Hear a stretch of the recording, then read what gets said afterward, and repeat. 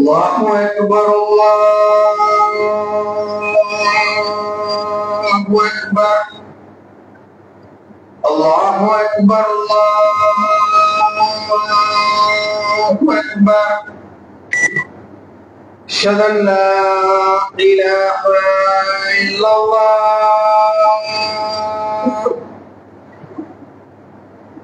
أشهد أن لا إله إلا الله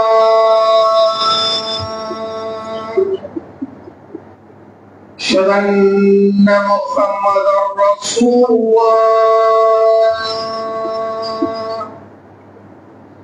أشهد أن محمدا رسول الله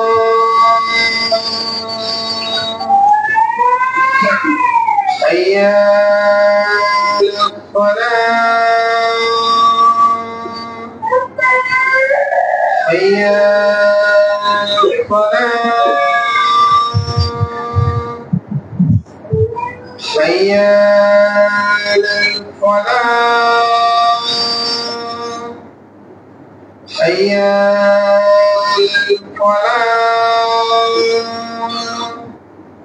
الله أكبر الله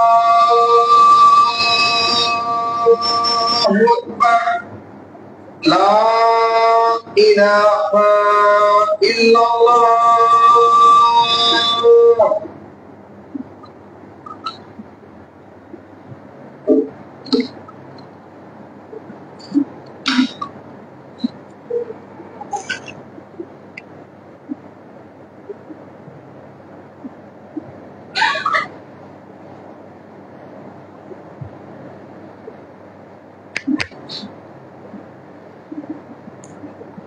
السلام عليكم ورحمة الله وبركاته. إن الحمد لله نحمده ونستعينه ونستغفره ونعوذ بالله من شرور أنفسنا ومن سيئات أعمالنا. من يهده الله فلا مضل له ومن يضلله فلا هادي له. وأشهد أن لا إله إلا الله وحده لا شريك له وأشهد أن محمدا عبده ورسوله أما بعد. يا أيها الذين آمنوا اتقوا الله حق تقاته ولا تموتن إلا وأنتم مسلمون. يا أيها الناس اتقوا ربكم الذي خلقكم من نفس واحدة وخلق منها زوجها وبث منهما رجالا كثيرا ونساء واتقوا الله الذي تساءلون به والأرحام إن الله كان عليكم رقيبا. பெருமதிப்பிற்கும் பெருமரியாதைக்கும் உரிய இறைவனின் நல்லடியார்களே, அவனுடைய சாந்தியும் சமாதானமும் மற்றாத பெருங்கருணையும் நம்பெருமானார் நபிகள் நாயகம் ஸல்லல்லாஹு அலைஹி வஸல்லம் அவர்கள் மீதும் அவர்களை தன்னால் இயன்றவரை பின்பற்றி வாழ்ந்து மறைந்த உத்தம தோழர்கள் மீதும் தோழியர்கள் மீதும் குறிப்பாக இங்கு நன்மை எதிர்பார்த்து இங்கு குழும்பியிருக்கும் உங்கள் மீதும் என் மீதும் என்றென்றும் நின்று நலோட்டமாக என்று கூறி எனது உரையினை ஆர்வம் செய்கின்றேன். கண்ணியமிக்கவர்களே, மார்க்கத்தில் சிறந்த மார்க்கம், கொள்கையில் சிறந்த கொள்கை, சித்தாந்தத்தில் மிக சிறந்த சித்தாந்தம் என்று எத்தனையோ பல கோட்பாடுகளை அடுக்கிக் கொண்டே போகலாம். இப்பேரான பல கோட்பாடுகளை எல்லாம் வைத்து ஒன்றாக பார்க்கும் பொழுது எல்லா கொள்கைகளை காட்டிலும் சிறந்த கொள்கையாக, சிறந்த மார்க்கமாக, மனித குலத்திற்கு ஒரு சிறந்த வழியாக இறைவன் நமக்கு ஆக்கி தந்ததுதான் இந்த இஸ்லாமிய மார்க்கம். இந்த இஸ்லாமிய மார்க்கத்தை பொறுத்த மாட்டில் இறைவன் தன்னுடைய திருமறை குர்ஆனிலே சொல்லும் பொழுது வமை எபுதகி கைர இஸ்லாமி தீனாம், இந்த இஸ்லாம் அல்லாஹ்வை யார் தனக்கேற்ற மார்க்கமாக ஆக்கி கொண்டு மறுமை நாளில் வந்து நிற்கின்றாரோ ஃபலை யுக்பல மின்ஹு, அவரிடத்தில் அது ஒருபொழுதும் ஏற்றுக்கொள்ளவே படாது என்று இறைவன் தன் திருமறை குர்ஆனிலே சொல்லி காட்டுகின்றார். இந்த உலகத்திலே எத்தனையோ பல கொள்கைகளும் கோட்பாடுகள் இருந்தாலும் வேற வேற கொள்கையில இருந்து கொண்டு வேற வேறு கோட்பாடுகளில் இருந்து கொண்டு இறைவனையும் அவனுடைய தூதரையும் அவனுடைய மார்க்கத்தையும் எதிர்த்து பிரச்சாரம் செய்து கொண்டு எத்தனையோ பல நன்மைகளை நீ செய்திருந்தாலும் கூட அந்த நன்மைகள் யாவும் இறைவனிடத்தில் ஏற்றுக்கொள்ளப்படாது.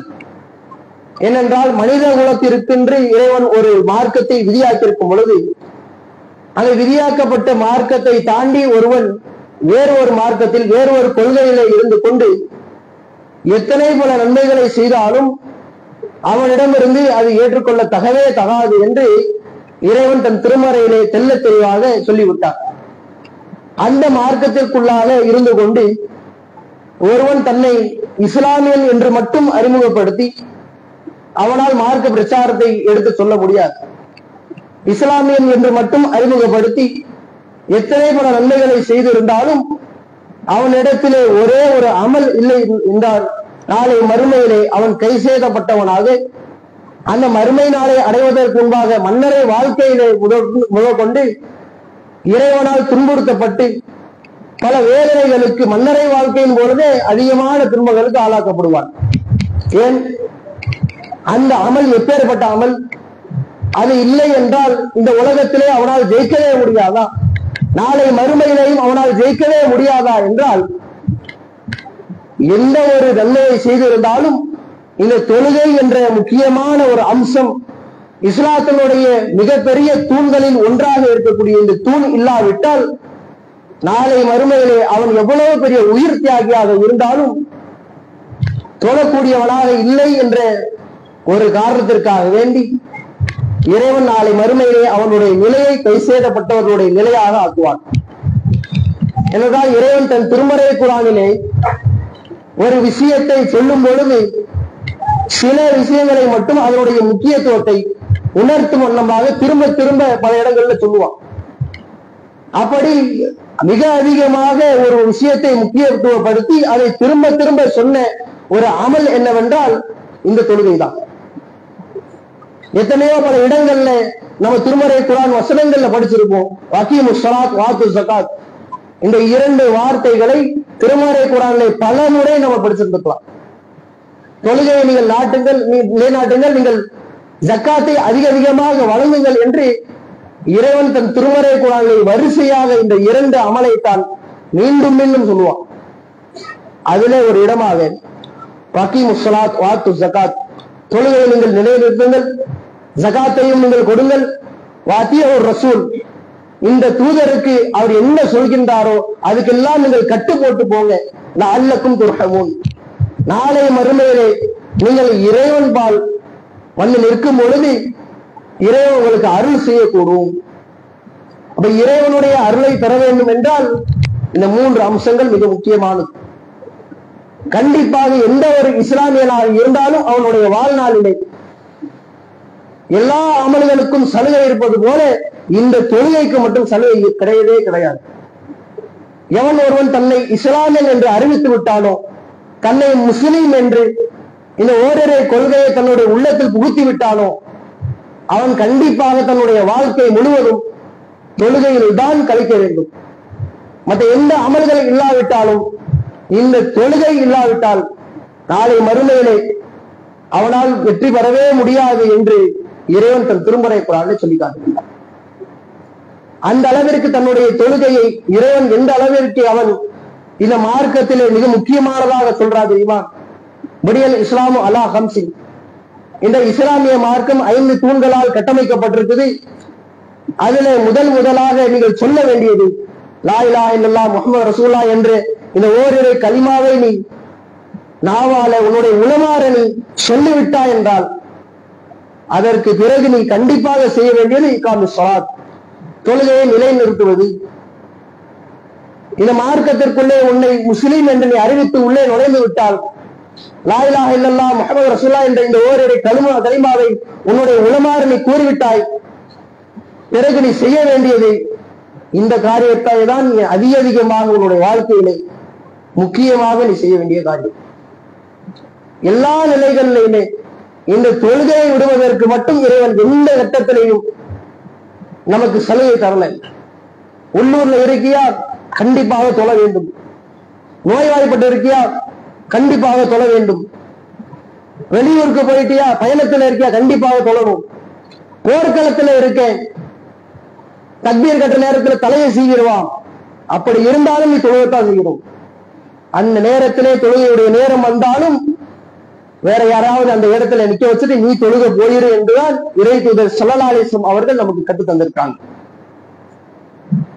அச்ச நேர தொழுகை எப்போ நமக்கு கடமையாக்கப்பட்டுச்சு? நபிகள் நாயகம் ஸல்லல்லாஹு அலைஹி வஸல்லம் அவர்கள் கைபர் போர்க்களங்கள்லாம் முடிந்ததற்கு பிறகு இன்னொரு சாதாரண இடத்துல போய் தன்னுடைய இந்த மார்க்க பிரச்சாரத்தை எடுத்து சொல்லும் பொழுது ஏற்பட்ட அந்த போரின் பொழுது நபிகள் நாயகம் ஸல்லல்லாஹு அலைஹி வஸல்லம் அவர்கள் ஒரு இடத்திலே தொழுகைக்காக சஃப் கட்டி நிற்கிறாங்க. அந்த பக்கம் சில வீரர்கள் போர்க்களத்தை பார்த்துக்கிறாங்க. சில வீரர்கள் ரசூல் ஸல்லல்லாஹு அலைஹி வஸல்லம் அவர்களுக்கு பின்பாக நின்று தொழுகையில் ஈடுபடுறாங்க. ஒரு ரக்காயத்து தொழுகை, அல்லாஹ்வின் தூதர் தொழுகை ஆரம்பிச்சு ஒரு ரக்காயத்து முடிக்கிறாங்க. முடிச்சு அவர்கள் இரண்டாவது ரக்காயத்துக்கு எந்திரிக்கும் பொழுது பின்னாடி இருந்த சஹாபாக்கள் சலாம் கொடுத்துட்டு வெளியே போறாங்க. அவங்க போய் போர்க்களத்தை பார்த்துக்கிறாங்க. இதுக்கு முன்பாக போர்க்களத்தை பார்த்து கொண்டவர்கள் அந்த ஒரு ரக்காயத்தை அவர்கள் தொழ வேண்டும், அந்த அச்ச நேர தொழுகையை அவர்கள் தொழ வேண்டும் என்பதற்காக இவங்க ரசூல் ஸல்லல்லாஹு அலைஹி வஸல்லம் முன்னாடி வந்துடுறாங்க. அல்லாஹ்வின் தூதருக்கு மட்டும் இந்த இடத்துல 2 ரக்காயத்து ஏன் அப்படின்னு கேட்டா, அல்லாஹ்வின் தூதர் அவர்கள் உயிரோடு இருக்கும் பொழுது அவர்கள் தான் இமாமத் செய்வாங்க. அதனால ரசூல் ஸல்லல்லாஹு அலைஹி வஸல்லம் அவர்கள் 2 ரக்காயத்துகள் தொழுதாங்க. மற்ற சஹாபாக்கள் 1 ரக்காயத்தோட நிப்பாட்டிக்கிட்டாங்க. அவ்வளவு பெரிய கஷ்டமான சூழல்ல யார் எங்க இருந்து நம்மளுடைய உயிரை பறிப்பான் என்று ஒரு வீதியில இருக்கும் பொழுது எவ்வளவு பெரிய கடுமையான சூழலாக இருந்தாலும் இந்த தொழுகையை நீ விட்டுவிடக் கூடாது என்பதை ரசூல் ஸல்லல்லாஹு அலைஹி வஸல்லம் அவர்கள் அந்த இடத்துல உணர்த்தி காட்டுறாங்க. இந்த அளவிற்கு நம்மளுடைய மார்க்கம் இந்த தொழுகை குறித்தான பல சட்டதிட்டங்களை அதனுடைய முக்கியத்துவத்தை இறைவனும் இறை தூதர் ஸல்லல்லாஹு அலைஹி வஸல்லம் அவர்களும் சொல்லி காட்டுறாங்க.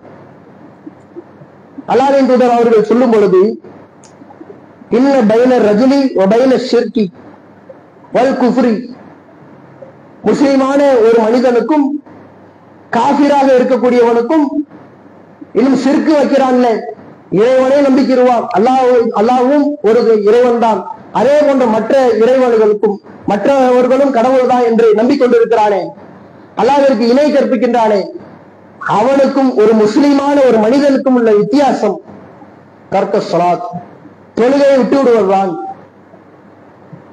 ஒருத்தர் இறைவனை மறுக்கல, அல்லாஹ் இல்லைன்னு சொல்லல, அல்லாஹ்விற்கு எந்த காரியத்தையும் இணை கற்பிக்கல, தொழுகையை மட்டும் விட்டுட்டான், வீம்புக்குனே விடுறான். 5 வக்து தொழுகையில லொஹர தொழுகையை மட்டும் அல்ல ஃபஜ்ர் தொழுகையை மட்டும் அவன் வீம்புக்குனே விடுறான், அவனும் காஃபிர் தான், அவனும் முஸ்ரிக் தான், ஷிர்க் வைக்கக்கூடியவன் தான், இணை கற்பிக்கக்கூடியவன் தான் என்று இறை தூதர் ஸல்லல்லாஹு அலைஹி வஸல்லம் அவர்கள் மிக கடுமையான வார்த்தையை இந்த இடத்துல போட்டு சொல்றாங்க. உனக்கும் காஃபிருக்கும் மத்தியில் உள்ள வேறுபாடு இந்த தொழுகை தான், அந்த தொழுகையை நீ விட்டுட்டேன்னு சொன்னா நீயும் அவன மாதிரி தான் அப்படின்னு சொல்றாங்க. இந்த அளவிற்கு அல்லாஹ்வின் தூதர் ஸல்லல்லாஹு அலைஹி வஸல்லம் அவர்கள் அவ்வளவு இதனுடைய முக்கியத்துவத்தை ரசூல் ஸல்லல்லாஹு அலைஹி வஸல்லம் அவர்கள் நமக்கு சொல்லி காட்டுறாங்க. இன்னும் பல இடங்கள்ல அல்லாஹ்வின் தூதர் ஸல்லல்லாஹு அலைஹி வஸல்லம் அவர்கள் இந்த தொழுகையினுடைய முக்கியத்துவத்தை சொல்லும் பொழுது முஆத் பின் இந்த நேரத்துல ரசூல் ஸல்லல்லாஹு அலைஹி வஸல்லம் அவர்கள் முஆத் அவர்கள் அழைச்சி, முஆத் அவர்களே நீ என்ன செய்வீங்க தெரியுமா, யமன் நாட்டுக்கு போங்க, அந்த யமன் நாட்டுக்கு போய் ஃபல் யகுன் அவ்வல மா ததுஊஹும் இலைஹி இபாதத்துல்லாஹ், அந்த மக்கள்லாம் எப்படிப்பட்டவங்கன்னா வேதம் கொடுக்கப்பட்டவர்கள். வேதம் கொடுக்கப்பட்டவர்கள் என்ன அர்த்தம், ஒண்ணு கிறிஸ்தவர்களா இருப்பாங்க, இல்லைன்னா யூதர்களா இருப்பாங்க. அவங்களுக்கு எல்லாம் நபிமார்கள்லாம் வந்தாங்கல்ல, ஈசா அலைஹிஸ்ஸலாம் மூசா அலைஹிஸ்ஸலாம் போன்ற நபிமார்கள்லாம் வந்தாங்கல்ல, அப்படிப்பட்டவர்களை வேதக்காரர்கள் என்று நம்மளுடைய மார்க்கம் நமக்கு சொல்லி காட்டுது. அந்த வேதக்காரர்கள் இடத்துல நீங்க போறீங்க, அவங்கள்ட்ட போய் முதல்ல இறைவன்னா யாரு, தூதர்னா யாரு, நீங்க யாரை பின்பற்றணும், மார்க்கம்னா என்ன என்பதை தெல்ல தெளிவாக அவர்களுக்கு முதல்ல விளக்குங்க. அவங்க இறைவனை அறிந்து கொண்டால் ஃபைதா அரஃபு அல்லாஹ், அவர்கள் இறைவனை அல்லாஹுவை நம்பிக்கை கொண்டு அல்லாஹ் மட்டும்தான், முகமது இவர் தான் நபி, இந்த நபியை தான் நம்ம பின்பற்றணும் இப்படின்னு அவர்கள் இந்த மார்க்கத்துக்குள்ள அவங்க வந்துட்டாங்கன்னு சொன்னா அல்லாஹ் அவர்களுக்கு நீங்க சொல்லுங்க, அல்லாஹ் தஆலா என்ன செய்யறான், கது ஃபரல அலைஹிம் ஹம்ஸ ஸலவாத்தின் ஃபீ யௌமிஹிம் வ லைலத்திஹிம், உங்களுடைய இரவு நேரங்களிலேயும் பகல் நேரங்களிலேயும் இறைவன் உங்களுக்கென்று 5 வக்தி தொழுகைகளை கடமையாக்கியிருக்கின்றார் என்று சொல்லுங்க. அவங்கள்ட்ட போய் மார்க்க பிரச்சாரத்தை எடுத்து சொல்லி அவங்க இஸ்லாத்தின் பக்கம் வந்துட்டாங்கன்னு சொன்னா அவங்களுக்கு நீங்க அடுத்து சொல்லுங்க, நீங்க தொழுகை நிலைநாட்டணும், 5 வக்து உங்களுக்கு கடமையா இருக்குது அப்படின்னு சொல்லுங்க. அவர்கள் 5 வக்து தொழுகைகளையும் கரெக்டா இருக்கிறாங்க, தினந்தோறும் 5 வக்து தொழுகையில அவங்க நிலைநாட்டுறாங்க அப்படின்னு சொன்னா, அதற்கப்புறமா நீங்க சொல்லுங்க வாத்து ஜகாத், ஜக்காத்தை நீங்க வழங்குங்கள். அவர்களிடத்துல இருக்கக்கூடிய பணக்காரர்கள் இருப்பாங்கல்ல, செல்வந்தர்கள் இருப்பாங்கல்ல, அவங்கள்ட்ட நீங்க ஜக்காத்தை வசூலிச்சு அதுல இருக்கக்கூடிய ஏழைகளா பார்த்து கொடுங்க. அங்க ஏழைகள் இல்லையா, நம்ம ஊருக்கு வந்துருங்க, இங்க இருக்கக்கூடிய ஏழை எளிய மக்களுக்கு நீங்க ஜக்காத்து கொடுங்க அப்படின்னு சொல்லி முஆத் அவர்களுக்கு ரசூல் ஸல்லல்லாஹு அலைஹி வஸல்லம் கட்டளையிடுறாங்க. இந்த அளவிற்கு அவர்களுடைய வாழ்க்கையிலே தொழுகை குறித்தான பல முக்கியத்துவங்களை வெளிப்படுத்துவது மட்டுமல்லாமல் அதை ரசூல் ஸல்லல்லாஹு அலைஹி வஸல்லம் அவர்களும் நபி தோழர்கள் வாயிலாக அதனுடைய முக்கியத்துவத்தை விளக்கும் வண்ணமாக இந்த மாதிரியான செயல்கள்ல ஈடுபடுறாங்க. ஒவ்வொரு நாட்டுக்கா போய் தொழுகையை ஏவுங்கன்னு சொல்ல விடுறாங்க. அதுல ஒரு நாடு தான் இந்த யமன் நாடு. இப்படி பல ஊர்களுக்கு போய் எப்படி மார்க்க பிரச்சாரத்தை எடுத்து சொன்னாங்களோ அதே மாதிரி தொழுகை பத்தியும் நீங்க சொல்லுங்க. தொழுகையை குறித்து ரசூல் ஸல்லல்லாஹு அலைஹி வஸல்லம் தாவா பண்ணியிருக்கிறாங்க. இப்படி தொழுகை மூலியமாக கிடைக்கக்கூடியது என்ன? ஏன் நம்மளுடைய மார்க்கம் இந்த தொழுகைக்கு அவ்வளவு முக்கியத்துவம் கொடுக்குது? தொழுகைக்காக நம்ம முதல்ல என்ன செய்வோம்? நியத் செய்வோம்ல. அந்த நியத்தின்ற பேரால பல விதத்துகள் இன்னைக்கு நடக்குது. நவைத்து சௌவகதீன் அப்படி எல்லாம் சொல்லி பல துவாக்களை நியத்தின்ற பேரால வாய்மொழியா சொல்லணும்னு சொன்னாங்க. அதெல்லாம் கிடையாது. அது இன்றைக்கு இருக்கக்கூடிய மக்களால புதிதாக உண்டாக்கப்பட்டது. அதை நீங்க விட்டு தெளிங்க. ஆனால் உண்மையாகவே நியத் என்றால் நம்மளுடைய உளமாற சொல்லணும். லொகருக்கு பாங்க சொல்லிட்டாங்க, போய் தொழுகணும் அப்படின்னு சொல்லி உள்ளத்துல நினைக்கிறோம்ல, இதுக்கு பேருதான் நியத். நியத் வச்சதுக்கு அப்புறமா ஏய்துதர் அவர்கள் சொன்ன அடிப்படையில போய் ஒழு செய்வோம்ல. அந்த ஒழு செய்யும் பொழுது ஒவ்வொரு பாவங்களையும், ஒழு செய்யக்கூடிய ஒவ்வொரு பாவங்களையும் சரியாக கண்ணும் கருத்துமாக நம்ம கழுவணும். அதுல ஒரே ஒரு நெகம் அளவிற்கு ஒரு சொட்டை விழுந்துருச்சுன்னு சொன்னா, நெகம் அளவுக்கு மட்டும் கழுவல, மற்ற எல்லா இடமே கழுவியாச்சு. சின்னதா ஒரு நெக அளவுக்கு கழுவ அப்படின்னாலும் வயலுள்ளில அகாபி மினன் நார் என்று ரசூல் ஸல்லல்லாஹு அலைஹி வஸல்லம் சொன்னது நமக்கு ஞாபகம் வரணும். அல்லாஹ்வின் தூதர் என்ன சொன்னாங்க?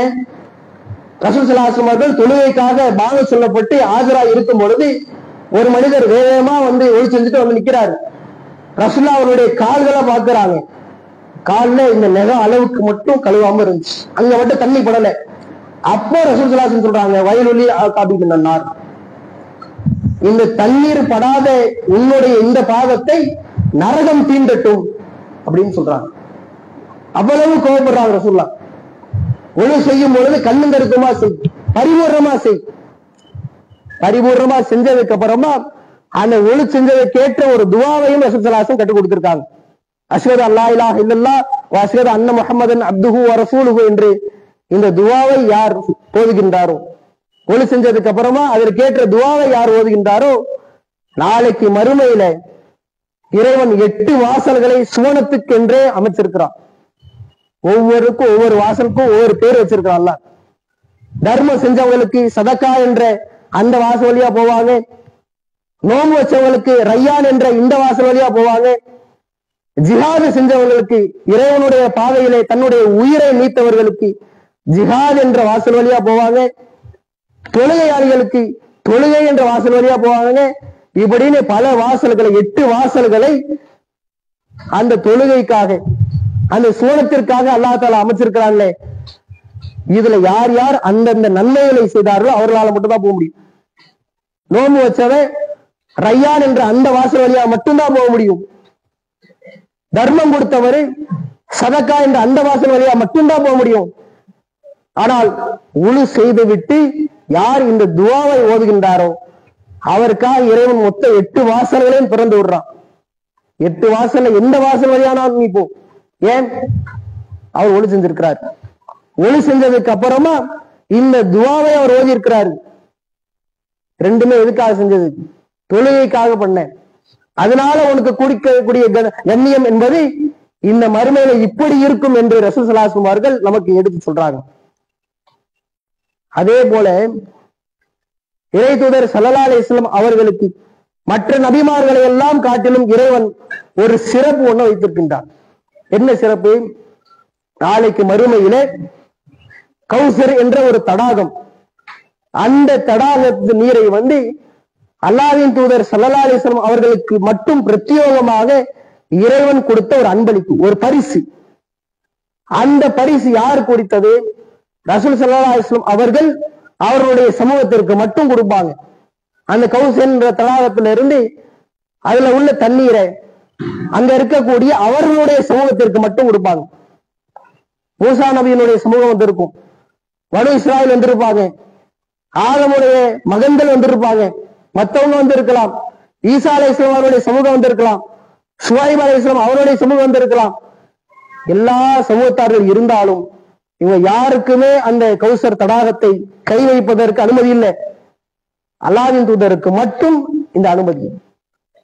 நாளைக்கு மறுமையினுடைய அந்த கடுமையில இருக்கும் பொழுது, சூரியன் நமக்கு அருகாமையிலே கொண்டு வரும் பொழுது, எல்லா மக்களும் ஒட்டு துணி இல்லாமல் இறைவன் முன்னாலே நிறுத்தப்படும் பொழுது, தாகத்திலே நம்மளுடைய தொண்டைகள் எல்லாம் வறண்டு போயிருக்கிற அந்த நேரத்துல ஒழு செஞ்சிருப்பாங்கல்ல, அந்த ஒழு செய்தவர்களுக்கு மட்டும் நாளை மறுமையிலே இறைவன் அந்த ஒழு செய்த இடங்கள் எல்லாம் இறைவன் இடத்துல, இறை தூதர் ஸல்லல்லாஹு அலைஹி வஸல்லம் அவரிடத்துல பளிச்சென்று காமிக்கப்படும். கெண்டைக்கால் வரைக்கும் ஒருத்தர் கழுவிருப்பார், அந்த இடம் மட்டும் பளிச்சுன்னு இருக்கும். கைகள் முழங்கைகள் வரைக்கும் நல்லா பளிச்சுன்னு இருக்கும், முகங்கள் பளிச்சுன்னு இருக்கும். இப்படி இந்த மாதிரி ஒழு செய்த அங்கங்களை மட்டும் வைத்து ரசூல் ஸல்லல்லாஹு அலைஹி வஸல்லம் அவர்கள் எல்லாம் அழைப்பாங்க, வாங்க இந்த தடாகத்தினுடைய நீரை எடுத்து அருந்துங்க, இதை குடிங்க அப்படின்னு சொல்லி கொடுப்பாங்க. ரசூலுல்லாஹ் தங்களுடைய கரத்தாலே எடுத்து கொடுப்பாங்க. அவர்கள் அந்த ஒழு செய்து தொழுகைக்காக தன்னை ஆயத்தப்படுத்தினாங்கல்ல, அவர்களுக்கு கொடுக்கக்கூடிய கண்ணியமாக இறைவன் இந்த ஹவுசர் என்ற தடாகத்தை நமக்கு கொடுக்கிறான். அதனுடைய வெண்மை அப்படின்னு சொல்ல போனான், அந்த தண்ணீர் எவ்வளவு அழகா இருக்குன்றதை ரசூலுல்லாஹ் வர்ணிக்கிறாங்க. கௌசர் என்ற தடாகம் அதனுடைய கலர் எப்படி இருக்கும்னா பாலை விட வெண்மையா இருக்கும். அதனுடைய ருசி தேனை விட இனிமையானதா இருக்கும். அதை ஒரு முறை அவர் ஒரு முடக்கு அவர் குடிச்சிட்டாரு சொன்னார், அன்று முழுவதும் அவருக்கு சற்றும் தாகம் எடுக்காது என்று ரசூல் ஸல்லல்லாஹு அலைஹி வஸல்லம் சொல்லி காட்டுறாங்க. இவ்வளவு பெரிய சிறப்பை இறைவன் யாருக்கு தரான்? இந்த தொழுகையாளிகளுக்கு மட்டும் தரான். இறை தூதர் ஸல்லல்லாஹு அலைஹி வஸல்லம் சமூகத்தாருக்கு தானே இந்த தடாகத்தை அல்லாஹ் கொடுத்தான். அதிலேயும் யார் தொழாம இருக்கிறானோ, யார் இறைவனுக்காக உழு செய்து 2 ரக்காயத்துக்கள் கூட தொழுகலையோ அவனுக்கு இந்த சிறப்பு இல்லை. ஏன்னா நாளைக்கு மறுமையில் எல்லா மனிதர்களும் இருக்கும் பொழுது இறை தூதர் ஸல்லல்லாஹு அலைஹி வஸல்லம் அவர்கள் தொழுகையாளின்னு யாரை பார்ப்பாங்க? உழு செய்து யாருடைய முகங்கள் எல்லாம் வெண்மையா இருக்குதோ, யாருடைய அந்த உறுப்புகள் எல்லாம் வெண்மையா இருக்குதோ அவர்களை மட்டும் அழைத்துதான் அந்த தண்ணீரை எடுத்து கொடுப்பாங்க. அந்த சிறப்புகள் படைத்தவர்கள் இந்த தொழுகையாளிகள் மட்டும்தான். இப்படி எல்லாவற்றிலையும் இந்த தொழுகைக்கு எவ்வளவு அல்லாஹ் தஆலா முக்கியத்துவம் கொடுக்கிறானோ அந்த முக்கியத்துவத்திற்கு ஏற்றார் போல அதனுடைய நன்மைகளையும் அள்ளி கொடுக்கிறான். ஒண்ணு தொழுகைக்குள்ளேயே போல நம்ம வெறும் ஒளி செஞ்சுக்கிட்டு இருக்கோம், ஒளி செய்து அந்த துவாவை ஓதுனதுக்கே இவ்வளவு நன்மைகளை அள்ளித்தரான் அல்லாஹ். அதற்கப்புறமா யாரு தொழுகின்றாரோ நாளைக்கு மறுமையில ஒருவர் தொழுகையாளியாக இருந்து வேற ஏதாவது தவறுகள் ஈடுபட்டிருந்திருக்கலாம், வேற ஏதாவது பாவங்கள் ஈடுபட்டிருந்திருக்கலாம். அந்த பாவத்தின் காரணமாக ஒரு தொழுகையாளியாக இருந்தார்னு சொன்னான், அவருடைய சுஜூது அந்த அச்சு இருக்குதுல அதை நரகம் தீண்டாது. மற்ற பாவங்கள்லாம் சஜ்தா செய்யும் பொழுது படுமுறை அந்த இடங்களை அந்த அசுர சுஜூத அந்த சஜ்தாவினுடைய தடங்களை மட்டும் நரகம் தீண்டாது. இப்படி தொழுகையாளிகளுக்கு பல நேரங்கள்ல பல கட்டங்கள்ல இறைவன் இவ்வளவு உதவிகளை செய்யறான். ஏன்? அவர்கள் ஈடுபட்ட அந்த அமல் அப்படி. தொழுகைக்குண்டான அந்த முக்கியத்துவத்தை இறைவன் சொல்லிவிட்டு அதற்குண்டான நன்மைகளையும் ரசூல் ஸல்லல்லாஹு அலைஹி வஸல்லம் சொல்லிட்டாங்க. ஒளி செய்யும் பொழுது உன்னுடைய கரத்தில் இருக்கக்கூடிய நீ கரத்தால் என்னென்ன தீமைகள் செய்தியோ அந்த கரத்தின் மூலியமாக அந்த தண்ணீர் மூலியமாக இறைவன் அந்த தீமைகள் எல்லாம் கழிக்கிறான், அதையெல்லாம் மன்னிக்கின்றான். அதற்கப்புறமா தொழுகையில ஈடுபடுறீல, தொழுகும் பொழுது கூட நீ சஜ்தாவுல இருப்ப, அத்தஹியாத்துல இருப்ப, அந்த நேரங்கள்ல என்னிடத்துல நீ எதை கேட்கின்றாயோ அதை நான் உனக்கு தருகின்றேன் என்று இறைவன் தன் திருமறையிலே சொல்லி காட்டுறான். இப்படி எல்லாவற்றிலையும் தொழுகை மூலியமாக நமக்கு எத்தனையோ பல சிறப்புகளையும் கண்ணியத்தையும் இந்த இம்மையிலையும் அல்லாஹ் தஆலா தரான், நாளைக்கு மறுமையிலையும் தருகின்றார். எனவே இந்த தொழுகைக்குண்டான முக்கியத்துவங்களை எல்லாம் நம்மளுடைய உளமாறு நாம் புரிந்து கொண்டு தொழுகையிலே அதிகமாக நம்மளை நிலைத்து நிறுத்த வைத்து நாளை மறுமையிலே பேரான இந்த கண்ணியங்களை பெறக்கூடிய நன்மக்களாக அல்லாஹ் உங்களை நினைவு ஆக்கி அருள்வான் என்று கூறி எனது முதல் உரையினை முடித்துக் கொள்கிறேன்.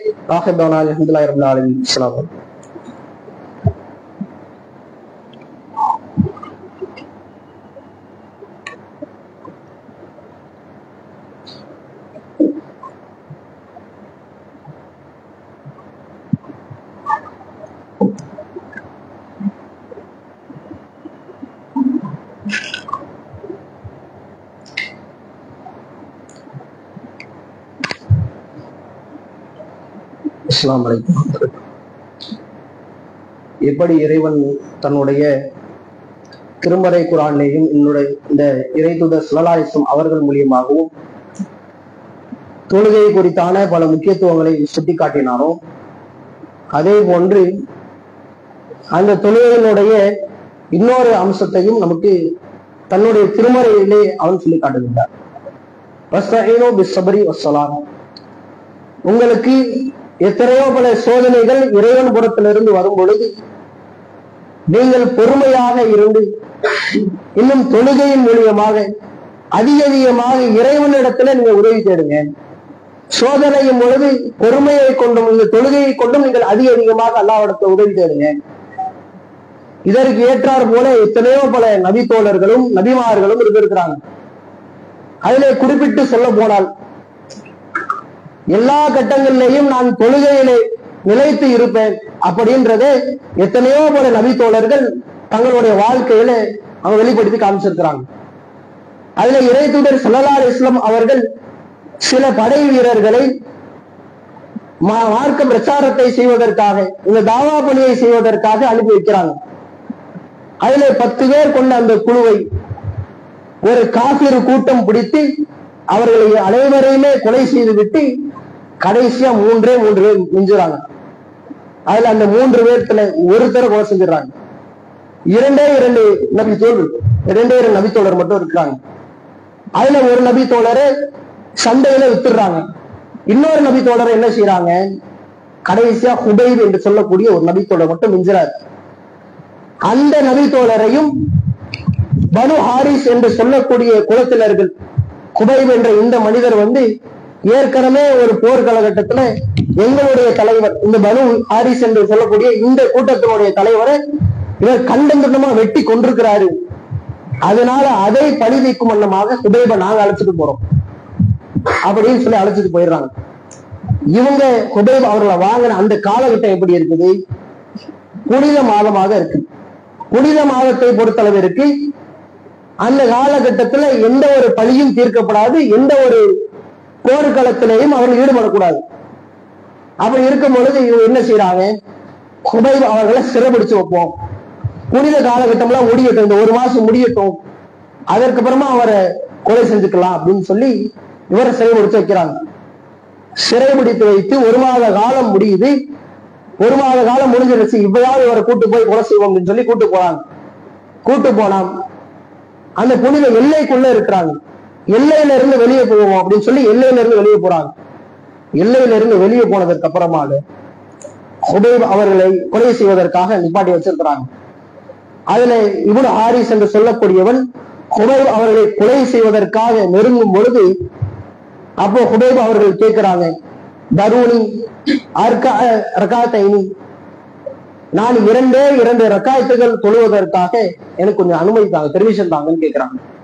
2 ரக்காயத்தை மட்டும் தொழுதுக்கிறேன், இப்படி இருந்தாலும் கொலை செஞ்சிருவீங்க, அதுக்கு முன்பாக நான் தொழுகணும், என்னுடைய இறைவன் இடத்துல கொஞ்ச நேரம் உரையாடிட்டு போகணும்னு ஆசைப்படுறேன், ஆனால் 2 ரக்காயத்துகள் தொழுவது போறதுக்கு கொஞ்சம் பெர்மிஷன் கொடுக்கும் போது இப்ப தரக்கும் அவங்களும் சரி தொழுதுக்கு பான்னு விட்டுறாங்க.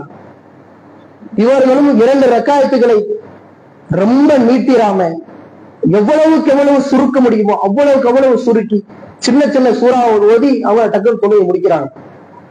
முடிச்சுட்டு அந்த காஃபிர் இடத்துல போய் சொல்றாங்க, நான் 2 ரக்காயத்து கேட்ட உடனே உங்களுடைய உள்ளம்லாம் என்ன நினைச்சிருக்கோம், மரணத்துக்கு பயந்து பயவுள்ள தொழுகைக்கு டைம் கேட்குது, நல்லா 2 ரக்காயத்தை 2 மணி நேரத்துக்கு இழுத்துருவான் இப்படின்னு சொல்லிதானே நீங்க நினைப்பீங்க. நீங்க அந்த மாதிரி நினைச்சிடக்கூடாதுன்றதுக்காண்டிதான் நான் டக்குனே முடிச்சுட்டேன். அதற்கு புறமாக அவர்கள் சொல்லி காட்டுகின்றார்கள், அல்லாஹும்ம இறைவா அஹ்சிஹிம் அததா, இவர்களை எல்லாம் தனித்தனியாக எண்ணி வைத்துக் கொள். மா உபாலி ஹீன அக்கத்தலு முஸ்லிமான், நான் முஸ்லிமான நிலையில கொல்லப்படுறதுனால இவர்கள் தரக்கூடிய வேதனையெல்லாம் நான் பொருட்படுத்தவே மாட்டேன். நான் இப்ப ஒரு இஸ்லாமியனா இருக்கேன், நான் இந்த நேரத்துல கொல்லப்பட்டேன்னு சொன்னா உன் இடத்துல நான் என்ன மாதிரியான அந்தஸ்து பெறுவேன்னு எனக்கு தெரியும். அதனால இவர்கள் எப்படி கொலை செய்தாலும் எவ்வளவு துன்புறுத்தினாலும் அதை நான் பொருட்படுத்த மாட்டேன். அலா ஐயி சிக்கின் காணல் இல்லாகி மஸ்ரஇ, இறைவனுக்காக எந்த இடத்தில் வைத்து அவர்கள் கொலை செய்தாலும் நான் அதை ஏற்றுக்கொள்வதற்கு நான் போதுமானவனாக இருக்கிறேன். இது இறைவனுடைய மார்க்கத்திற்காக என்பதனால, அல்லாஹ்வுடைய மார்க்கத்திற்காக என்னுடைய உயிரை நான் கொடுக்கிறதுனால, இவ்வாறு அலா அவுசாலி சில்வின் இந்த காபிர்கள் எல்லாம் என்னுடைய உடலில் உள்ள ஒவ்வொரு அங்கங்களா வெட்டுவானுங்கள்ல, அப்படி ஒவ்வொரு உறுப்பை வெட்டும் பொழுது அந்த வெட்டப்படுற ஒவ்வொரு உறுப்பிலையும் உன்னுடைய பரக்கத்தை நான் எதிர்பார்க்கிறேன் இப்படின்னு சொல்லி இறைவனிடத்துல பிரார்த்தனை செய்துவிட்டு அவர்களுக்கு முன்பாக போய் தன்னுடைய கழுத்தை நீட்டுறாங்க. அதுல இப்னு ஹாரிஸ் அவன் எந்த அளவிற்கு துடிச்சா தெரியுமா? எப்படியாவது ஹுதைபை போட்டு தள்ளிடணும், நம்மளுடைய தலைவரை கொண்டிருக்கிறாரு இப்படின்ற கோபத்தை அந்த இடத்துல காமிக்கிறோம். ஹுதைபா அவர்களை அவளே தன்னுடைய கரத்தால வாளை எடுத்து வீசி வெற்றிருக்கான். அவருடைய தலையும் துண்டிக்கப்பட்டு அவரும் மௌத்தா போயிடுறாங்க. இதை பார்த்து இனி அடுத்தடுத்து வந்த எல்லா இஸ்லாமியர்களும் என்ன கேட்க ஆரம்பிச்சாங்க, ஹுதைபா அவர்களுக்கு மட்டும் பெர்மிஷன் கொடுத்தீங்கல்ல, நானும் கொஞ்ச நேரத்துல மௌத்தா போயிடுவேன், எனக்கு ஒரு 2 காய் கொடுங்க, நானும் 2 காய் தொழுதுறேன், தொழுதுக்கு நான் மௌத்தா போறேன் இப்படின்னு சொல்லி அடுத்து யார் யாரெல்லாம் பழி தீர்க்கப்படுவார்களோ எல்லாருமே 2 காய்கள் தொழுகிறதுக்கு அனுமதி கேட்க ஆரம்பிச்சாங்க. அதற்கப்புறமா அவர்களும் ஹுதைபா அவர்களை போல 2 காய்களை தொழுது விட்டுதான் தன்னுடைய மரணத்தை எதிர்பார்க்கிறாங்க. எந்த அளவிற்கு ஹுதைபா அவர்கள் இந்த தொழுகையிலே இணைப்பு காண்பித்திருந்தால், மரண தருவாயும் பொழுதும் கூட தொழுகை மூலியமாக நம்ம பிரார்த்திக்கணும்னு அவர் நினைச்சதுனாலதானே இப்பேரான ஒரு நிலைமை ஏற்பட்டுச்சு. அவரை பார்த்து எத்தனையோ போல நபி தோழர்கள் பின்வந்தவங்க எல்லாம் அந்த தொழுகையை ஆரம்பிச்சாங்கல்ல, இவர்கள் செய்யக்கூடிய நன்மையிலிருந்து ஒவ்வொன்றும் போகும்ல. இதையெல்லாம் நாம் மனதில் வைத்து தொழுகையில் என்பது நம்மளுடைய மரணம் வரைக்கும் நம்மளோடு இருக்க வேண்டும். 5 வக்துகள் இறைவன் நமக்கு கடமையாக்கி இருப்பது போல மற்ற உபரியான தொழுகை மூலியமாகவும் நாளை மறுமையிலே நம்மளுடைய கடமையான தொழுகைகள் சரி செய்யப்படும். எத்தனையோ பல தொழுகைகளை நம்ம இந்த உலகத்துல விட்டுருப்போம். கடமையான தொழுகை கூட விட்டிருந்திருக்கலாம், பிரயாணத்துல இருந்திருப்போம் விட்டிருந்திருக்கலாம், இல்ல வீம்புக்கிலே கூட விட்டிருந்திருக்கலாம். நாளைக்கு மறுமையில இறைவன் என்னுடைய அடியான் என்னென்ன தொழுகைகளை விட்டிருக்கிறான். ஒரு நாள்ல நுகர் 2 காய் தொழுகல, அசர் தொழுகல, மகரிபும் தொழுகல, சில நேரங்கள்ல மட்டும் ஹஜர் தொழுகிறாரு. அப்ப இந்த மாதிரியான இந்த நேரங்கள்ல உபரியான தொழுகைகள் ஏதாவது தொழுதுப்பாருல, அதுல இருந்து இந்த இடங்கள் எல்லாம் நிரப்புங்க. ஃபஜர் 2 காய் தொழுகலையா, உபரியா 2 காய் தொழுதுப்பாருல, அதுல இருந்து எடுத்து போடும். நுகர் 4 காய்க்கு தொழுகலையா, உபரியான தொழுகை 4 காய் தொழுதுப்பாருல, அதுல இருந்து எடுத்து போடும். இப்படி தொழுகையை வைத்து இறைவன் இன்னொரு தொழுகையை சரி செய்யறான். அதனால எவ்வளவுக்கு எவ்வளவு நம்மளுடைய வாழ்க்கையில தொழுகை மூலியமாக உதவி தேட முடியுமோ அவ்வளவுக்கு அவ்வளவு நாமளும் அதிகமாக இந்த கடமையான தொழுகைகளை மட்டும் கான்சன்ட்ரேஷன் பண்ணாம உபரியான தொழுகைகளையும் அதிகமாக கவனம் எடுத்து நம்மளுடைய மார்க்கத்திலே இறைவன் நமக்கு கொடுத்திருக்கக்கூடிய மிகப்பெரும் சொத்தாக மிக பெரும் நன்மையை கொள்ளையடிக்கக்கூடிய ஒரு பாதையாக இந்த தொழுகையை நாம் எடுத்துக்கொள்வோமாக என்று கூறி எனது உரையை முடித்துக் கொள்கிறேன்.